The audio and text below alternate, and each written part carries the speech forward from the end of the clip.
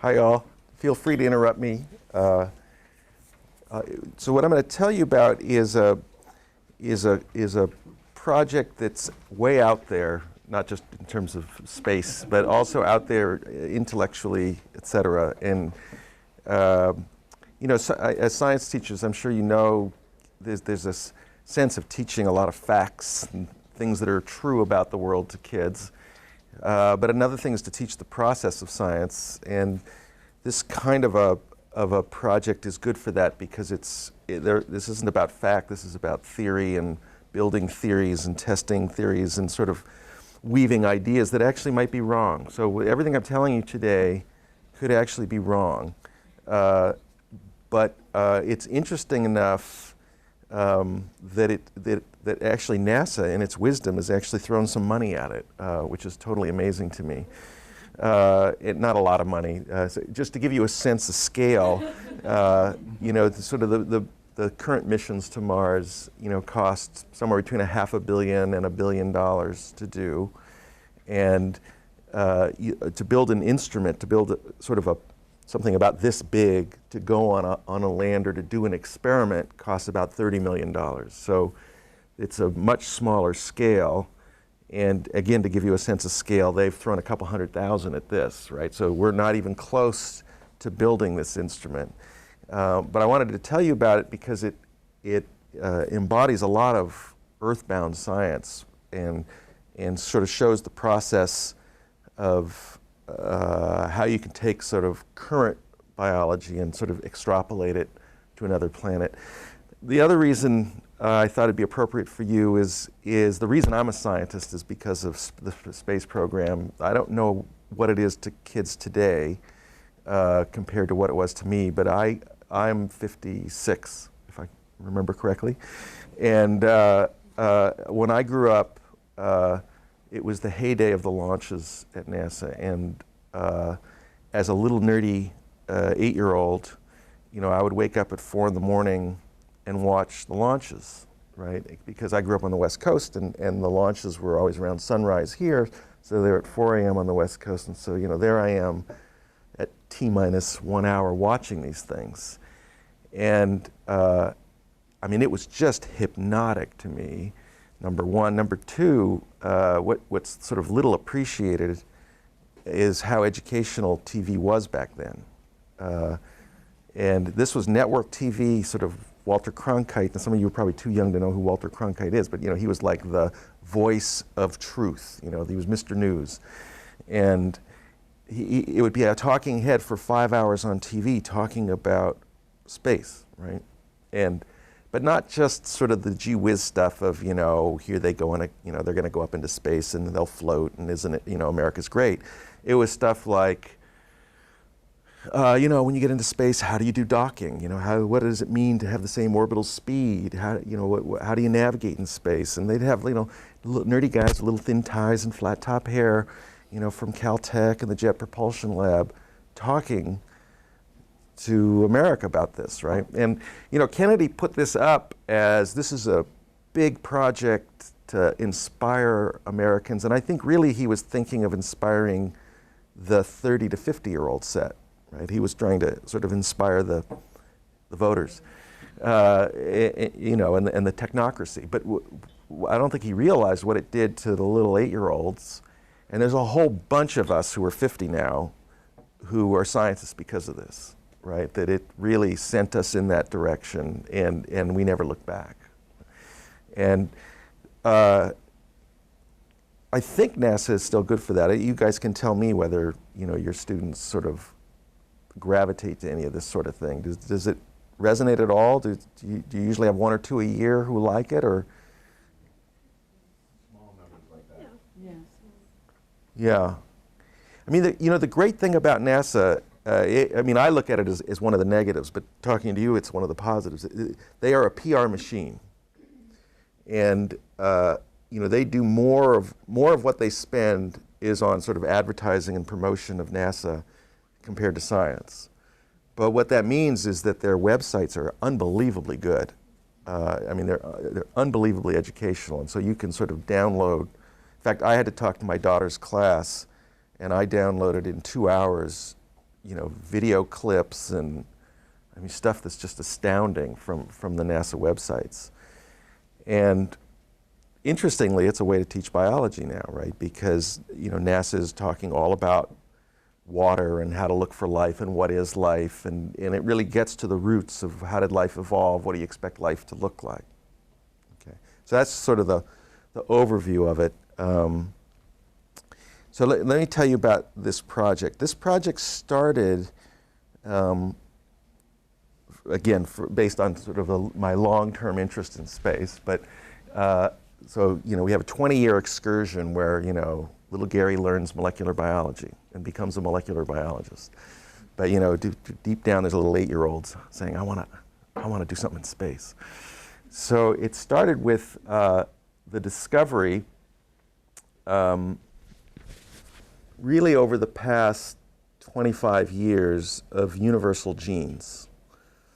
And what does that actually mean? So, so if you look at the history of microbiology in particular, but also just biology. First, let's talk about microbiology. So microbiology, people go out and they discover that there are bacteria that cause disease. That's known. They discover there's bacteria growing in the soil, and you can take dirt, you can take a swab from your mouth, and you can streak it out on an agar plate and watch bacteria grow, right? So the bacteriology that I grew up with was, what are the bugs that can grow on a plate, and what are the things that they can do? Can they grow on sugars? Can they grow on amino acids? How fast do they grow? Where do you find them? Do they cause disease? And that's a microbiology of things that you can grow in a plate, on a culture dish. And one, the bigger biology, the biology of animals and plants, has always been using the traits of organisms to try and classify them. So you can say, a tiger's more like a lion. You can build phylogenies of animals based on traits. Who has wings, who has hair, that sort of thing. With plants, what shape of the leaves, monocots, dicots, all that. With bacteria, it's much harder to get traits because they're just like dots on they don't have wings, they don't have hair. So building trees of bacteria, you couldn't really do it with the 19th century tools of just observation, and it never really worked. So you enter the modern era and people start pulling out molecules, DNA and RNA, and comparing the molecules. And the ribosomal RNA, raise your hand if you don't know what a ribosomal RNA is, just so I sort of know what I need to explain and don't. So everybody knows it, great. So the ribosomal RNA is sort of the main structural RNA of the cell. The ribosome constitutes, half of what a cell is, something like that. It's a lot of what a cell is. And so one of the first biomolecules to be sequenced was ribosomal RNAs. And so you could take an E. coli bacteria ribosomal RNA and sequence that. And you could take a Pseudomonas, which is another bacteria, and sequence that, and a chlorella, et cetera. And people started comparing the sequences. And comparing the sequences of RNAs is sort of like, and actually intellectually very related to comparing the languages. And it really, so you can say, well, what RNAs have most of the letters in common? The RNAs are about 1,600 nucleotides long. So there's 4 letters that represent each base, and you can represent it as a string of letters, just like a language is a string of letters. And in the 19th century, philologists classified languages in the same way. You could line up French and Spanish, and there's more words in common than there is with English. So you can say French and Spanish are more related, and English branches off more deeply, and German's more related to English. And in fact, they even tried to infer back what are the languages, how do you go back? And there's Indo-European, which is supposed to be the root of all languages, that include Iranian and all of that. In fact, so to give you a sense of this, I talked to my daughter's 5th grade class, and I was trying to tell them about molecular clocks. to get them into ribosomal clocks. And I started with language, right? And I had them read Middle English and Beowulf and modern English, and to see how things change over time, and the idea that you could measure time by the mutation rate of a language. I even had them tell me sort of words that they knew their parents wouldn't understand, right? And they all came up with a dozen words that I had no idea what they were talking about. And the reason for that is the same reason why Beowulf is so opaque to us, right? Is that in a 500-year period, a language changes 50%, right? Which means in the course of a life, like my daughter, 50 years younger than me, she's 10% diverged from me, right? Her language is different than mine. So anyway, that's a way to sort of motivate phylogeny to you. I don't know if high schoolers will sort of gravitate in the same way, but fifth graders loved it. Okay, so people were doing comparison of ribosomal sequences of cultured bacteria, and a couple of things they noticed. One was that you could use the ribosome as a molecular clock. You can watch the sequence of it change and infer who's related to who. And so the whole community was focused on what are the differences between ribosomal RNA sequences. But one of the things that was noticed was that certain segments of the ribosomal gene don't change very much. That they are the same from one bacterial species to another, and they're even the same from bacteria to us. So these are the aspects of being a ribosome that just can't change at all. And there were a couple people in the early 90s who realized that based on that, you could actually go and look for life using DNA primers that correspond to those conserved segments. Each of these letters is a nucleotide, and this is Homo sapiens, that's us. That's a frog. This is a yeast. That's corn. This is a Giardia, which it's a protozoan. These are all archaea down here. Archaea is another clade of life, which I'll get into. These are all bacteria. So you can see these are G all the way down, GG all the way down. This is mainly C or A, et cetera. And you can see that certain residues are all the same. And if you go through it all, you can see that right here is the least varying. And this corresponds to 20 nucleotides long. And this is what's called a universal segment, that sort of all ribosomal genes have that. And so what that motivated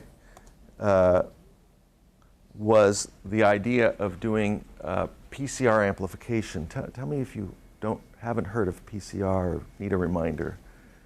Okay, so PCR was an invention that was made by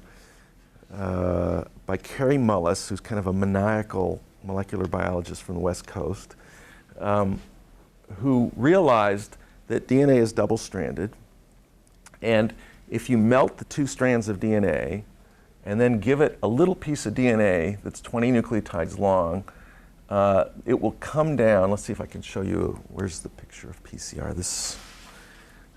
It will, for example, this TTCA will base pair. Remember A's and T's base pair, G's and C's. So this segment here will come down on this DNA strand here, and then a DNA polymerase, which is an enzyme that will take mononucleotides, single letters, and add them based on a template, will synthesize a strand. So a DNA polymerase will come along and synthesize this strand.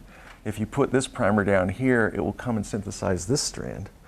And so if you supply melted DNA with an excess of these DNA primers that will come down and then go through a cycle, it will amplify each strand once. And so what it does is multiply the DNA that's in a tube by a factor of 2 every time you heat and cool it to melt the DNA.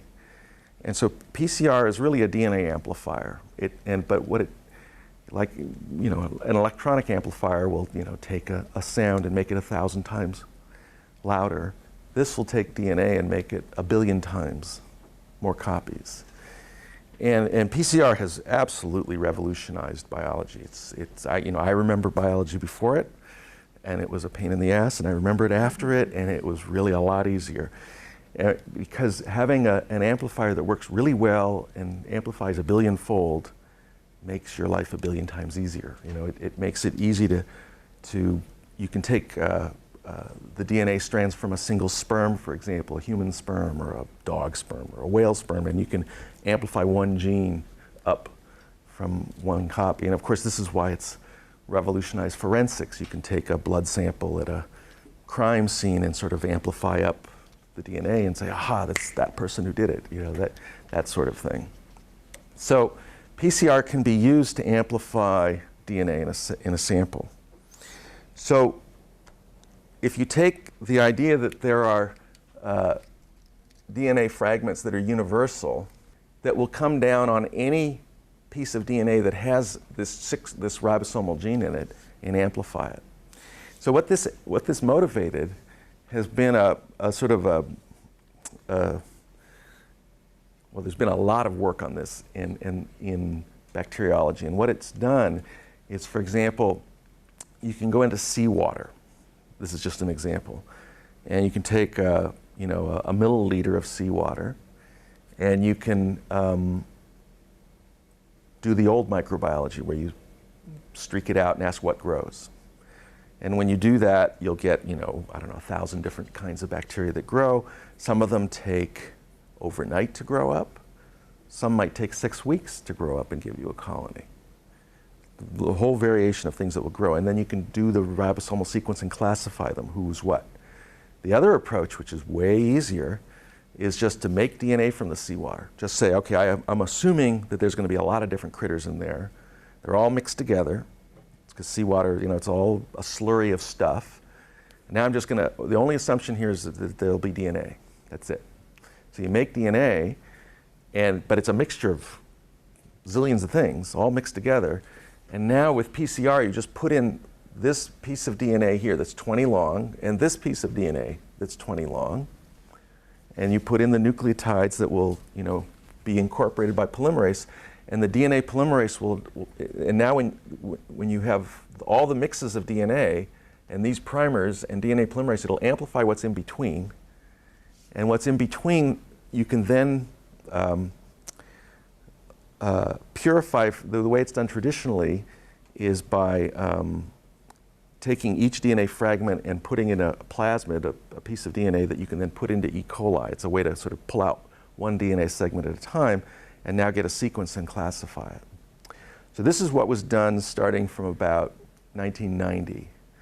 People did that and discovered, for example, in the hot obsidian pools of Yellowstone Park, in 80-degree centigrade water, there was a zoo of organisms, thousands of different kinds of organisms, almost 99% of which you couldn't grow.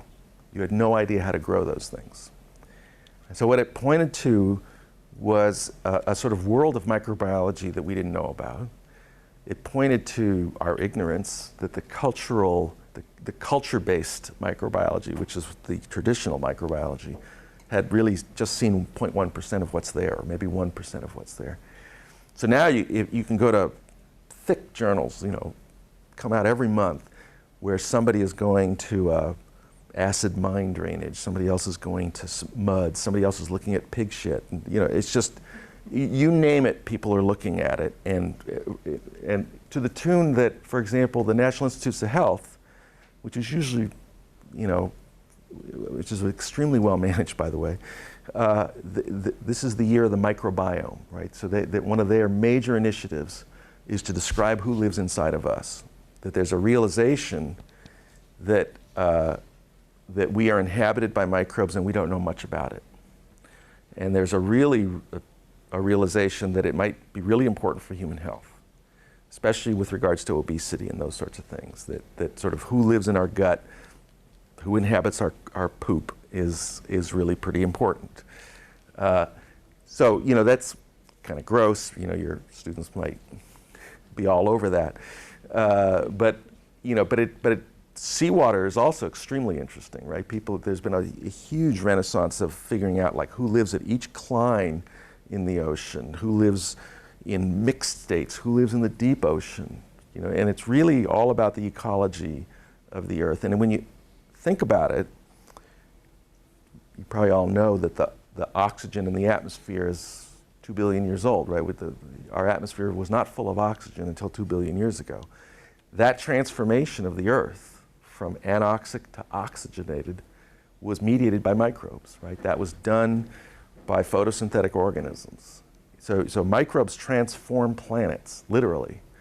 And microbes made it possible for us to be multicellular. If it wasn't for the oxygen that was made that builds these great redox gradients that we all live off of, you wouldn't have multicellular organisms. We'd still be sort of single cell. Okay, so there's been this is all by way of introduction to say, if you were looking for life on Earth, how would you look for it? The way it's now done, the way working scientists do it, this is not theory, this is practice, and it's practiced by thousands of scientists, is PCR-based approaches using universal genes. Okay, so the thought was, well, why not do that on Mars? If this is how you look for life on Earth, and it's incredibly easy and cheap, you could do it in your classrooms, you could do it. It's really not complicated. Why not do that on Mars? Okay, so let me tell you the reason why and the critiques of why not. So this is not fact, this is theory and fun. So why would you expect life on Mars to be related to life on Earth? So this is all based on the assumption that it all comes from a single ancestor, because the reason that our ribosomal RNA in a human looks like a bacteria is that we have a common ancestor about 4 billion years ago. And so if we're going to posit that life on Mars is the same, then it's the same common ancestor. So why would you expect a different planet to share a common ancestor? That's a little wacky, and actually people who work on the origin of life, most of them would think that's really dumb, right? That's a dumb idea. So, but the only way to do it is to say, well, there must be exchange, right? The same reason that Australia shares the same life that all the other continents do, right? But it's slightly different, right? I mean, the kangaroos are a little different than the bears, and the eucalyptus is a little different than the fir trees, but they still look, you wouldn't call that extraterrestrial. You wouldn't put Australians in a science fiction movie and call them aliens, but it's more deeply branching, right? It's somewhat different. So why would we expect there to be the same? Well, one of the things that was learned from the space program, number one, is sort of the age of the planets. You can sort of measure it by measuring the amount of uranium and isotopic, using isotope measurements. And so it's pretty well known that the planet Earth and the Moon and Mars, et cetera, they all formed about 4.5 billion years ago. And mind you, the current estimates for the age of the universe is around 13.5 billion years. So we're sort of a late middle-aged universe at this point. This is not early days of the universe. This is early days of the solar system, but there's been a lot going on before that. And then from the moon rocks, you can sort of date when the moon formed, and it was pretty early, thought to be due to a collision. So at this point where the planets form, they coalesce from a nebula, from a sort of a swirling gas, and there's just meteoritic impacts like crazy. Everything is planetesimals banging into each other, and it is not a cool planet with an atmosphere at that point, right? It's just all fire and melting and collisions. But during this period, it's really quite a planet with an atmosphere and not boiling hot. But it's under intense bombardment, which means every so often, sporadically, there's big collisions because there's still big things floating around getting scattered by the other planets. And this is really where the lunar craters, the things you see when you look through a small telescope at the moon, those big honking craters, those happen during this period. The reason you see those on the moon and you don't see them so clearly on the Earth is that we have plate tectonics that's consistently farming. So you lose history on the Earth, but it's totally maintained on the moon. The only thing that tills the lunar soil to this day is meteorites. There's no plate tectonics. There's nothing moving around like our crust. So at this point, there's bombardment constantly between all the planets. And in fact, there have been meteorites from Mars detected on Earth. And the way this is done is if you go down to Antarctica, it's really easy to spot a meteorite. You look for a dark thing on the snow, right? And so there are meteorite search expeditions constantly down there. But I'm not sure if I'm up to date. At one point, there were 12 Martian meteorites. One's called SNCC, S-N-C. One of them made a big headline in the '96 when somebody said they saw microbes in that meteorite.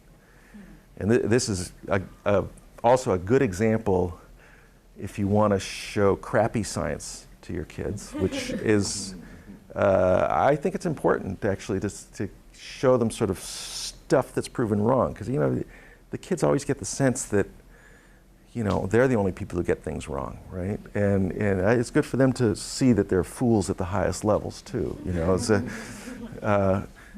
So what these guys did is they were sort of microscopists, and they took these Martian meteorites and sliced them up and looked with their microscope, and they said, oh, look, there's a little bacteria-shaped thing, but it's like 100 times smaller than a normal bacteria.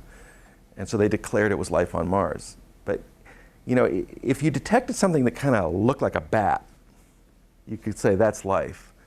Or something that looks like a bird, or something that looks like a toad, you know. But if you detect something that sort of is a little swirl that's, you know, microscopic, it's pretty hard to call that life. So it was way out there.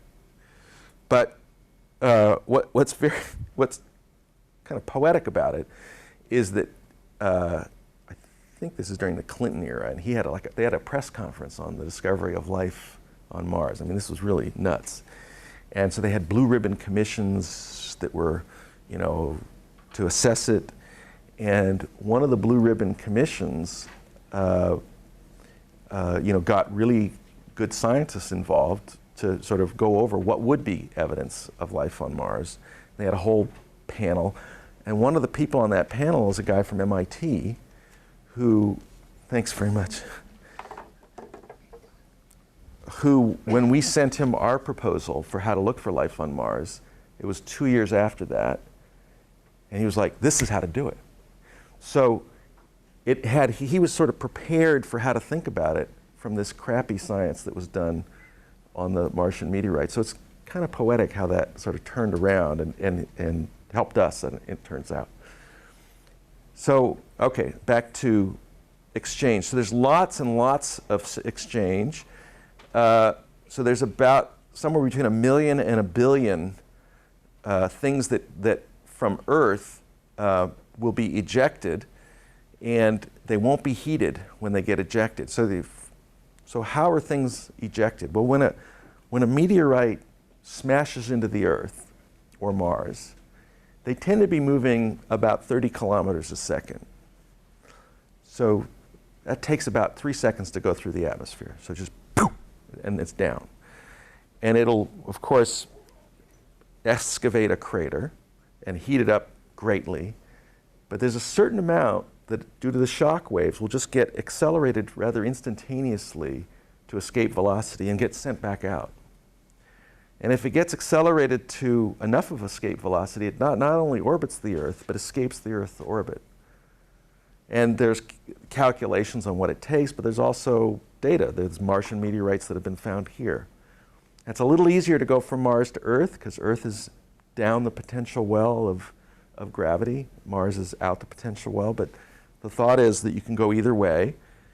The transit times for meteorites are you know, on the order of 10 million years, but people think that there's ways to model it that it'll happen faster.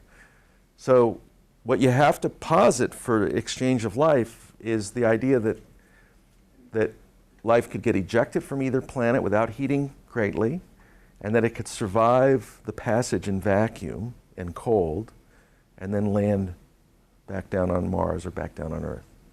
And during this period, both of Earth and Mars are very much warmer and wetter, it's thought.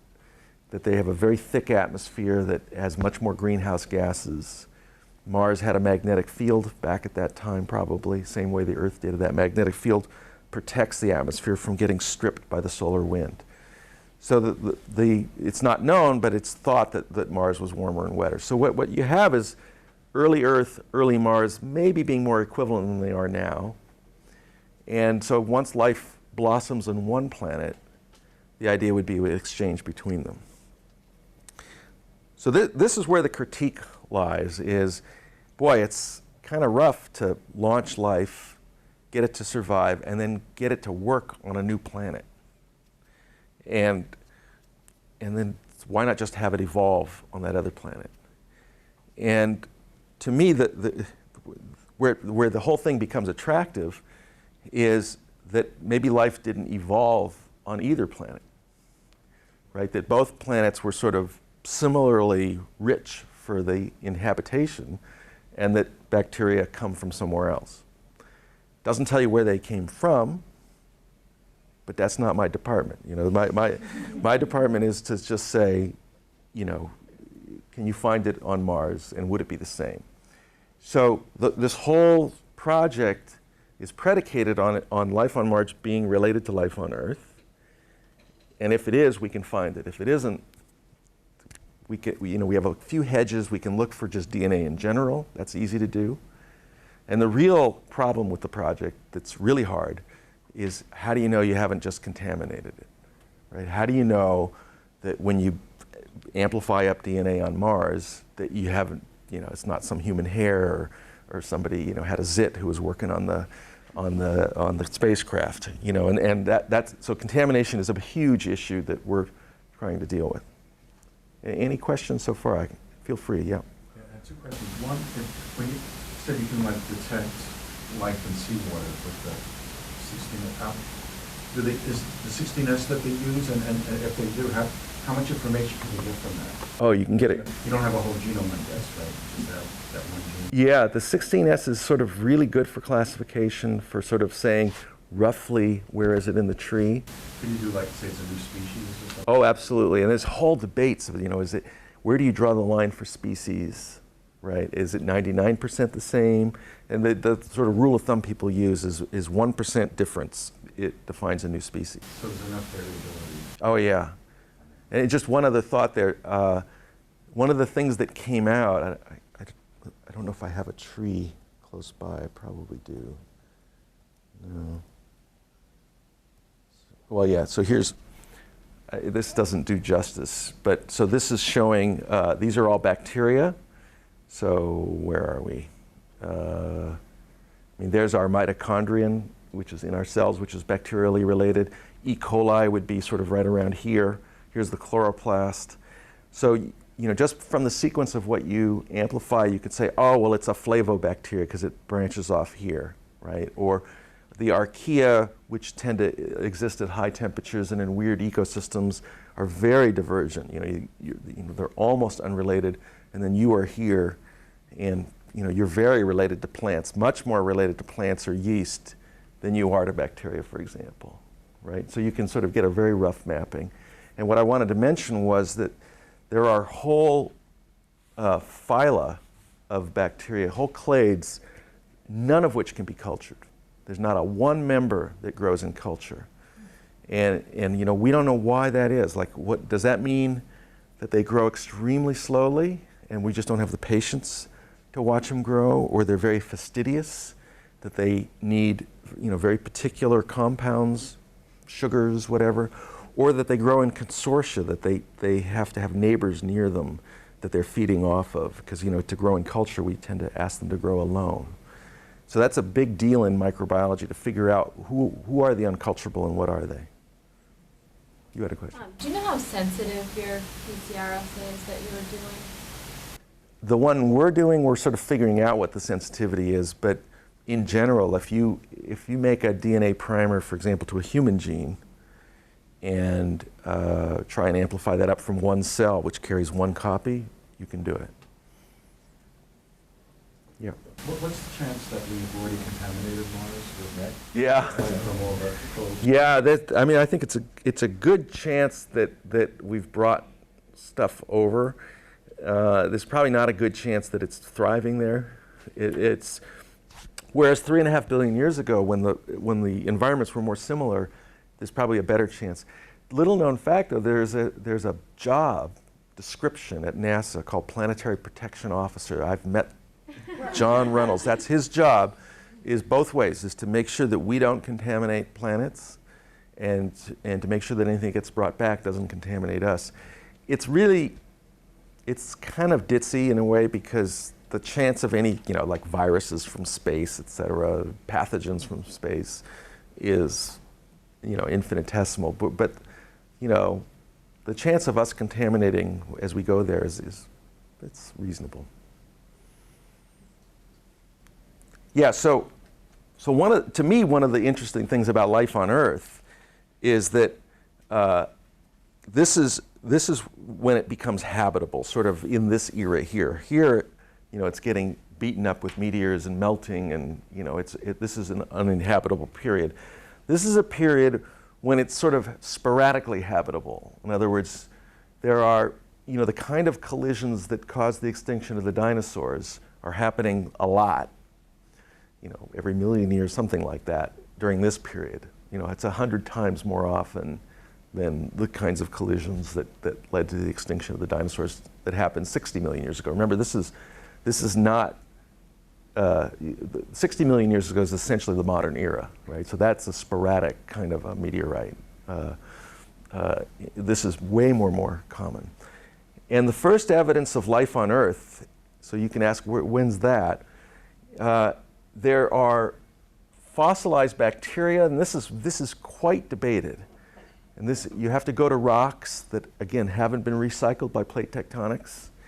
And if you go to those rocks, sometimes you can see things that look like blue-green algae by the fossilization. In other words, they're not really the algae, they're the mineral deposition around the bodies of the algae. But again, they're small, and it's a lot like that Martian rock I was telling you about, where it's not enough morphology to really say it's alive. So this is subject to debate. But there's other ways to look for life, and this is sort of what's called isotopic fractionation. So enzymes, the kind of things that life uses to do transformations on carbon and sulfur and things like that, they do better on light isotopes than heavy isotopes. It all has to do with sort of activation energies of how enzymes grab onto their substrates. And there is isotopic fractionation that people take as evidence, and again, it's debated, but they take as evidence that there was life on Earth really during the late bombardment period. So these are rocks that are dated, so you can know what their age is, and inside it they see evidence that you can infer to be life. So that would have life evolving very quickly. And again, it's a problem. Like, what's quick? How long do you think it took for evolution to take place? And we're talking about evolution from the primordial soup, right? When people talk about what does it take to make life, the idea is you have to make organic chemicals, you have to make, in our case, nucleotides and amino acids, et cetera. And then it has to make a protocell, and that protocell has to do Darwinian evolution to become better than the next protocell. So you're talking a lot of complexity, and really sort of in this period here, you're talking about the development of bacteria. And you can say, well, bacteria, so what? But bacteria are really complicated. They are way more complicated than sugar water. They do a lot of stuff. And so to my mind, one way to interpret this is, well, all you have to do is cool off, and if there's enough bacteria floating around, they just sort of trickle down and off they go. So it's like leaving open, luria broth. I don't know if you guys do bacteria. It's like leaving open bacterial growth media. Guess what? If you do that for about 10 seconds, stuff starts to grow. So by that measure, life on Earth is a contaminant from bacteria that are floating around in space, right? It still doesn't answer the question, where did they come from?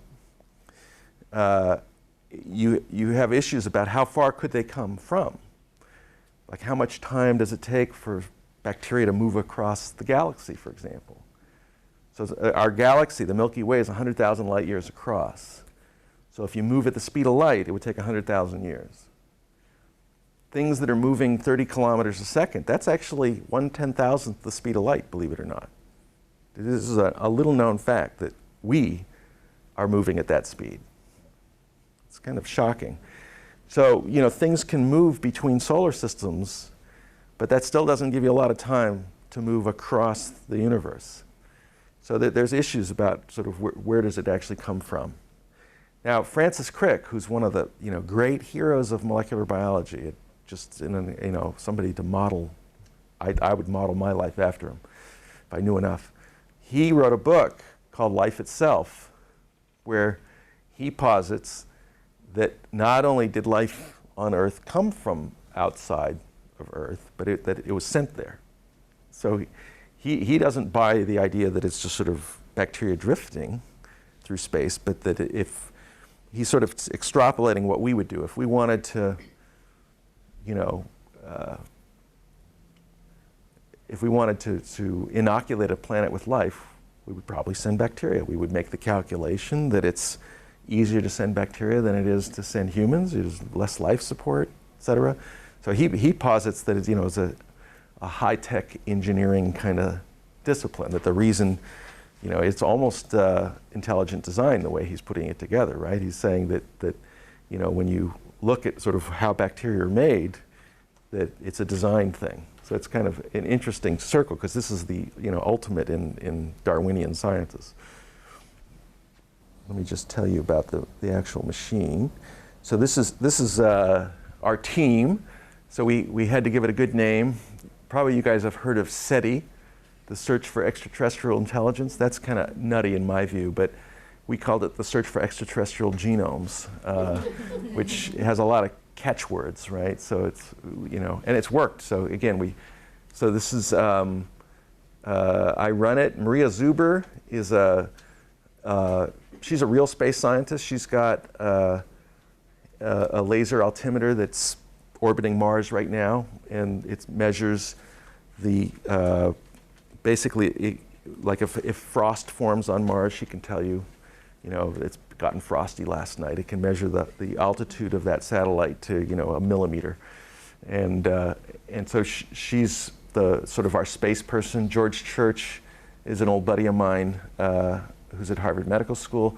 Steve Quake does microfluidics, which is a way to sort of miniaturize a PCR platform, and then these other people are involved.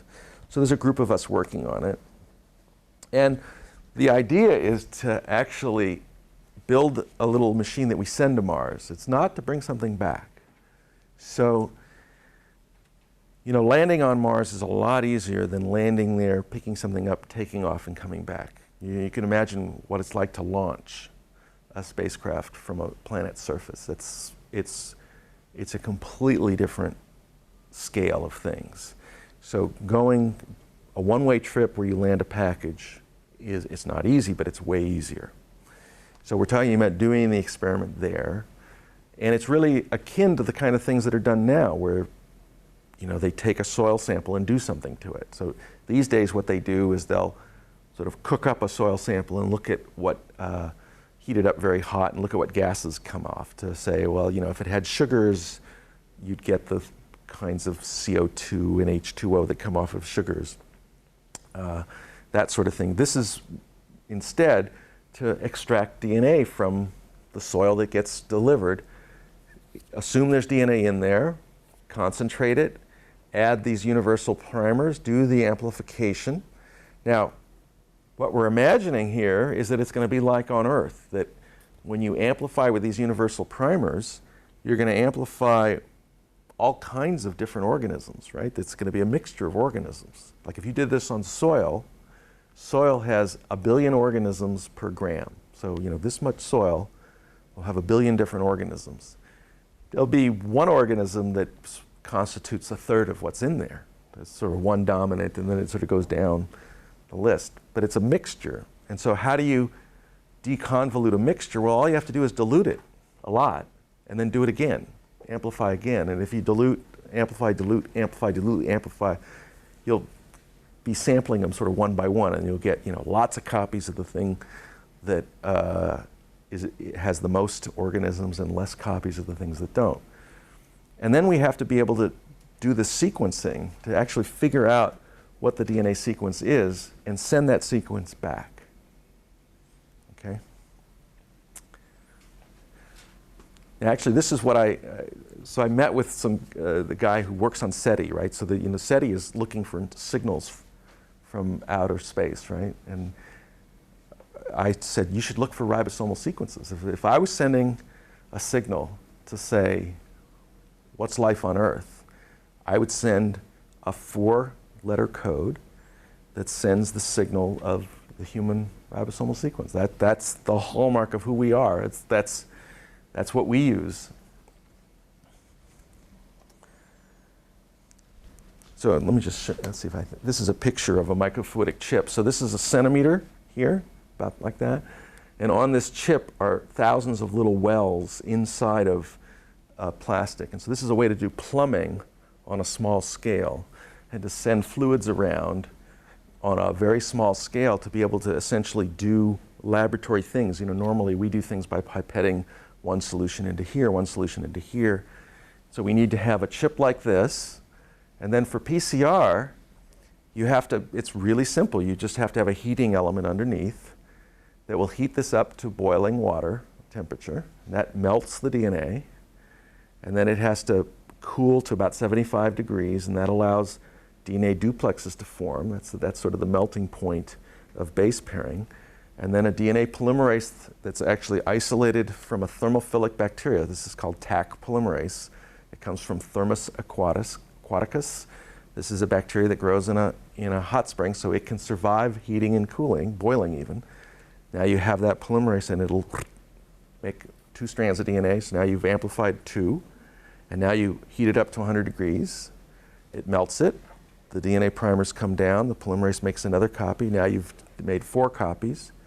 8, 16, 32, 30 cycles gives you a factor of 1 billion.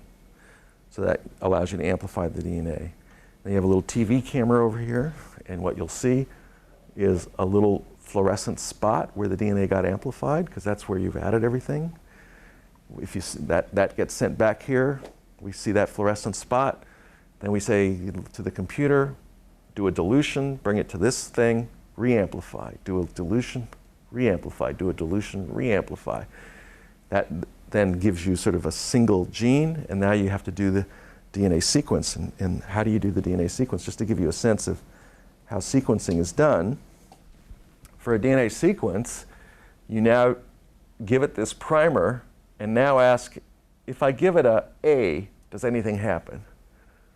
And if nothing happens, then it wasn't a T over here. But if I give it a C, now, because it's a G, it'll incorporate. So you give it a C and you ask, did it become fluorescent or not?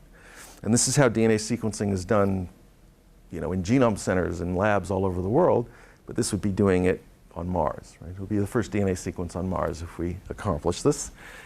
Yeah. On the universal primers that you've sent out, are you concentrating them more on archaea type primers? We have different primers for archaea versus bacterial, but yeah, the thought would be archaea is probably the more ancient of the ones. Yeah. Right, surviving different temperatures. Yeah, exactly right. Yeah. Any other questions?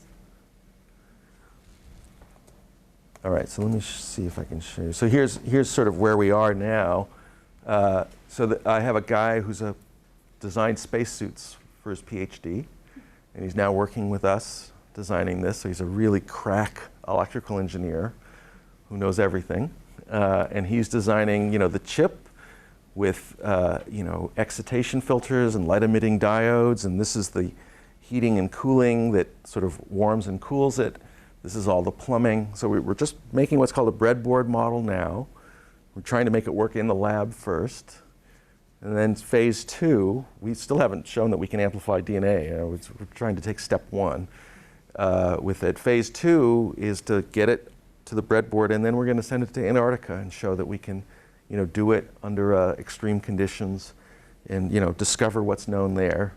And then eventually we'll sort of ramp it up to make it much more miniaturized.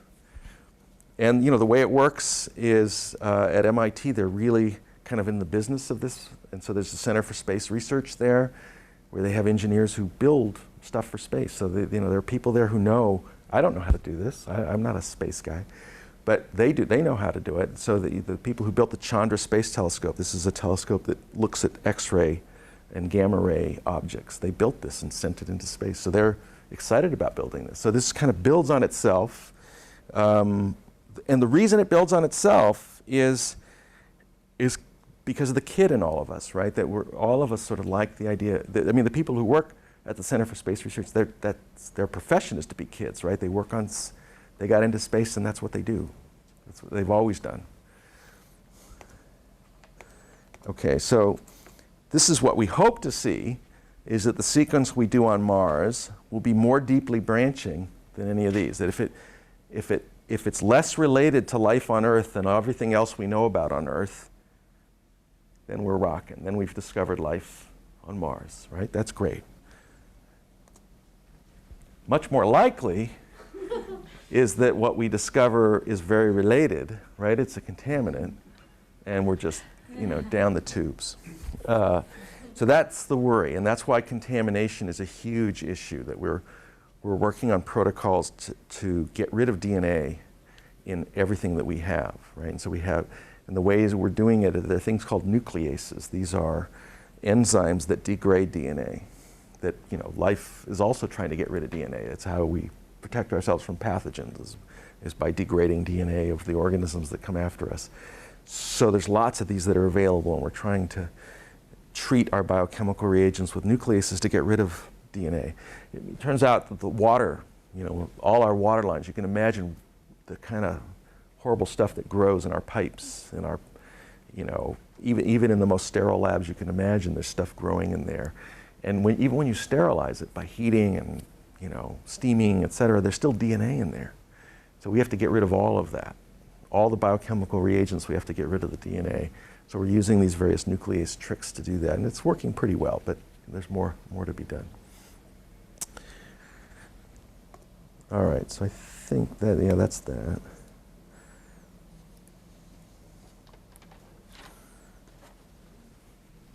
So I think that's it. Do you have any other questions? Yeah. I don't know much about the RNA world hypothesis, but doesn't it suggest that RNA may have preceded DNA? Yes, absolutely right. Is it possible that that's what's there versus the DNA? Absolutely right. DNA instead of RNA? Absolutely right. And so the hedge for that is to do an amplification that would amplify RNA as well, to look for searches for the RNA world. And is your sequencer the same size and same kind of, is all of that same contraption? Yeah, Same block? yeah, it's all right there. But yeah, you're absolutely right. The common ancestor could have been before this. That's right. Yeah. I have a couple of things. One is, would you send up can you clean out your little chip once you've used it, or you have to send a large number of them? Well, that's the idea, is that you can have many different sort of channels. So you use one set of channels for one experiment, an independent set for another. So in parallel, you really have 10 different machines, and then you can do 10 different samplings. The other thing, I just was reading something recently about Stanley Miller, who I assume is the Miller and Urey. That's the one. And he, we know there's a little blurb in our textbooks that just mentioned looking at the atmosphere and the chemistry and trying to create the molecules. But apparently he did a lot of research on ice, and he had a theory that some of the original stuff was really created in ice. Yeah. And it's something about, I don't remember the chemistry of it, but when water freezes and thaws, you get these little micro places within the ice where It's the very pure concentrated. water comes out to make the ice, and you get the concentration of the molecules. Yeah. And, you know, he had things that were set aside for like 25 years, very cold temperatures, and they were starting to look at them, and they're finding bases, you know, just all kinds of bases. So it just might be the property of the elements and molecules that they're going to form these things all over the universe, you know. Yeah. The basic chemicals are out there. There's all kinds of, in comets, whatever, the precursors are out there, and we know they're in other solar systems. Yep. Yeah, no, it could be that the even independently evolved life would come up with nucleic acids. That's an entirely possible approach. I don't think they would come up with the ribosomal RNA sequence. So that really is dependent on things coming from a common ancestor. But the hedge we're doing, besides using these universal primers, is just to amplify DNA or RNA and to say, you know, is there RNA there? And the problem is the classification. You know, if you're doing ribosomal RNA, you can say, well, I'm looking at one sentence out of all the sentences that can be written, and I can classify who it is and give you that tree I showed you. If you're just doing a random sequence, you don't know what to make of it. And the only way around that we just wrote in our latest grant, which I enjoyed writing this part, which is at a certain point, somewhere between 50 and 50,000 years from now, we're going to know this DNA sequence of everything on Earth, right? I mean, DNA sequencing is going at such a clip now that we'll know everything that exists. And so it'll just be a lookup table. If we sequence something on Mars, we'll say, never seen that on Earth.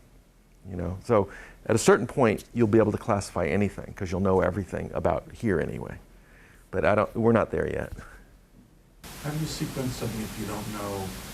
I mean, don't you have to have primers? Don't you have to know You can- something about it? You can sort of take DNA, amplify it, and then you ligate on something you know. So you can use what's called a DNA ligase to take a known piece of DNA that will now get clipped onto the ends, and now you use a primer for what you just ligated on and then go into the unknown. And so you can sequence beyond where you started. And you can do that with very tiny amounts. Very tiny amounts, yeah. So what do we know about things like organic molecules or stuff like that on Mars? Do they know?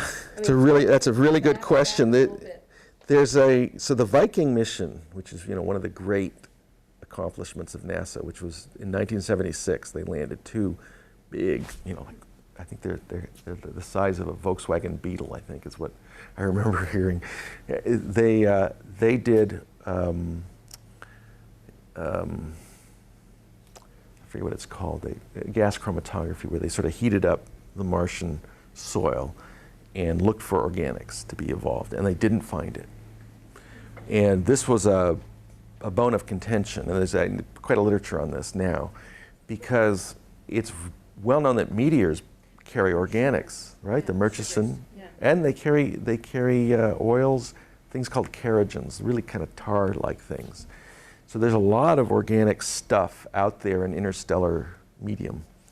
And so Mars should be bombarded with organics, and that at least should have been there. They didn't even see that. And so there's a debate on whether it was a problem with the instrument, this is the usual critique of these things, or Mars is known to have very high UV flux. It's not as well protected as we are. And so that UV might be causing degeneration of these organics. And there's a whole bunch of people who think looking for life on Mars is really quite foolish because it's such high UV that how could anything survive that, right? Those of us who are biologists say never bet against life, ever. That, Deinococcus, which is a bacteria, was found to be growing in the cooling pools of nuclear reactors, right? You take, plutonium, it's blue from radiation, it's just unbelievably full of radiation. And people noticed something growing in these pools and sort of pulled it out and classified it as Deinococcus. And Deinococcus had been known from before that from growing in jams and jellies, right? So something as mundane as jam. Well, why do people make jam? They make jam to preserve it. Why does it preserve? Because nothing can grow in it. Why can't anything grow in it? Because it's so sugary, it dehydrates. And what does dehydration do? It causes DNA breaks. So Deinococcus has 50 copies of its genome. It survives jam, and it can survive a nuclear core. Right? Yeah. Right. But it's, so high UV is a real opportunity for some organisms, right? Because what organisms are looking for is redox gradients. Actually, one of the things, let me just do one more minute on, because most biologists don't know this, and it's actually, I don't know if I have it here.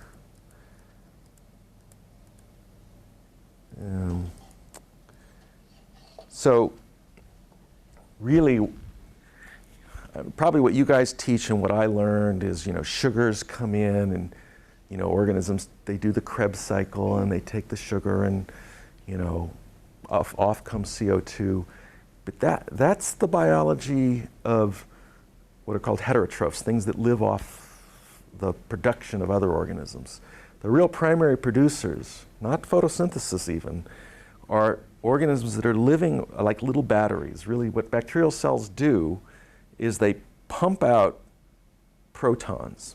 And by pumping protons across a membrane, they charge up their little membrane, and that's a potential energy. If you make a pH gradient, which is what our mitochondria do, that's a little battery, and now there's something called ATP synthase, which now leaks in those protons and makes ATP. This is one of the most conserved proteins there is.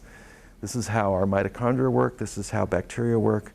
And it's all a question of how you pass electrons from reduced compounds to oxidized compounds. So in our case, the oxidant is oxygen. So we breathe. The oxygen takes the electrons, comes from the sugars that we eat. And that process of passing electrons to oxygen pumps out protons, charges up the battery. ATP synthase brings that in. This was discovered by Peter Mitchell, who's just the world's greatest scientist, right? This is the Nobel laureate who figured all this stuff out. Fantastically creative stuff.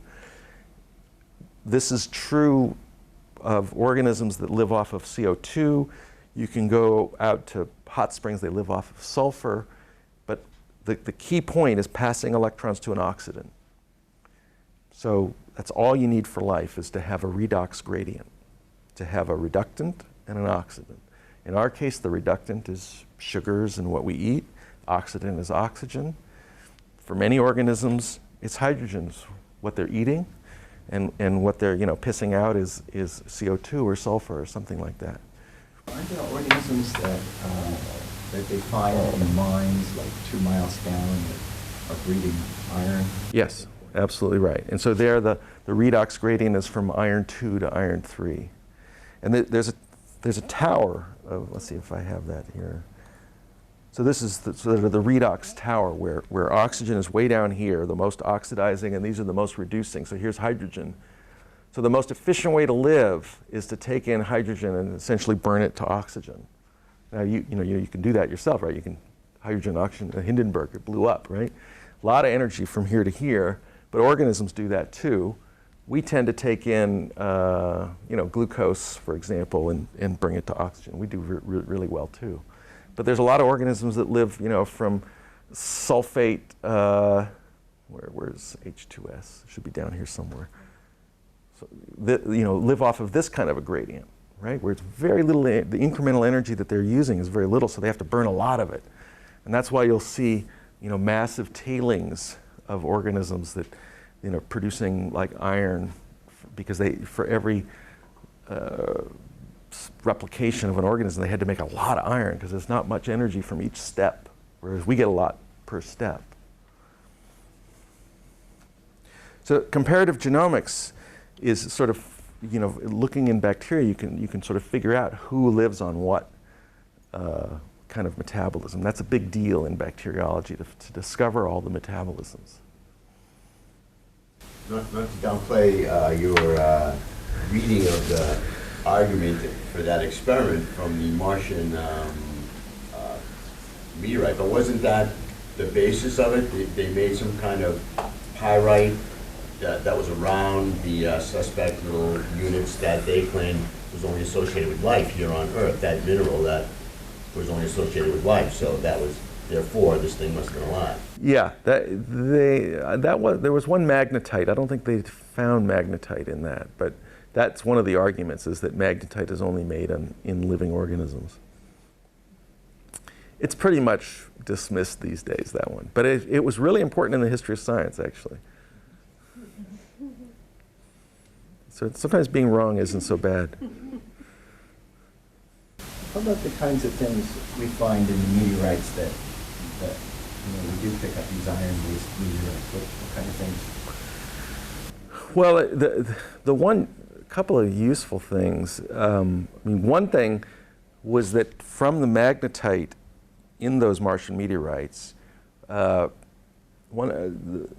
if you heat up a magnet beyond its critical temperature, which is sort of when the poles of the iron will reorient to where it now is, and that critical temperature is like 100 degrees C. It's not very hot. And so that Martian meteorite was found to not have heated up. So that means during its ejection and during its landing, it actually didn't heat up. And you could say, well, that doesn't sound like what when you see a meteorite, it's on fire. But in fact, people who've gone, and found the fireball like right after it lands, it's cold to the touch. Anybody know why that might be?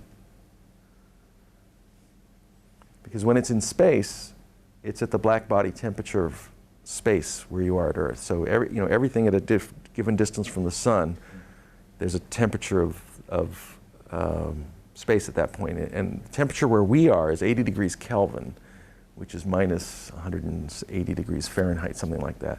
So it's as cold as liquid nitrogen. And if you touch the surface of if you're not in the sun, but in the shadow, if you touch the surface of something on space, it's as cold as liquid nitrogen. So as in the 3 seconds that it goes through the Earth's atmosphere, the crust burns, but inside it's still minus 180 degrees. And so much of its mass never heats up. And that's why the idea of exchange between planets of living organisms is not that crazy.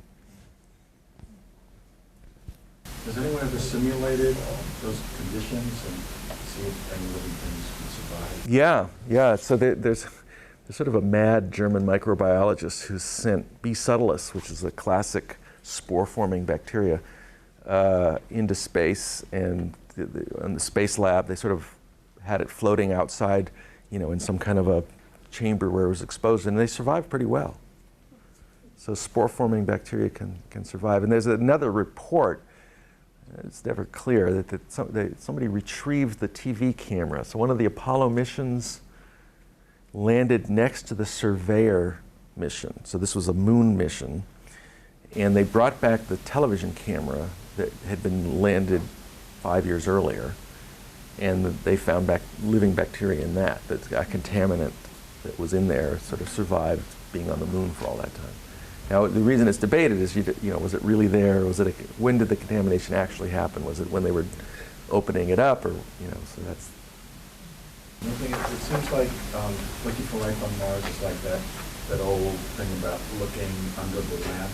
Yeah. Because you have this new tool, so now you can look there, but there are all these other things that you can't. Yeah, it's very much that, and that's what we say in our proposals is, look, you can critique this in 1,000 different ways, and you might be right, but you'd feel really stupid if you did it in a very expensive way and discovered that you could have discovered it this way. That this is so much cheaper and more sensitive that you should do it, even if it's dumb. Because otherwise, the other approaches don't have a billion-fold amplification and a classification strategy. So that's why, so far, they're buying it. It's amazing. It just got renewed, which totally amazed me. So NASA's into it. We're making enough progress that they're accepting it. So when are you going to send it up? Yeah, that's a very good question. It's, we're still baby steps. I'd say they do launches every 2 years. And when we first started proposing this, we were proposing for 2008, but we didn't make enough progress. So we've been at this since 2001, and we thought it would take 7 years, but I'm sure it'll be 7 more. Okay, thank you.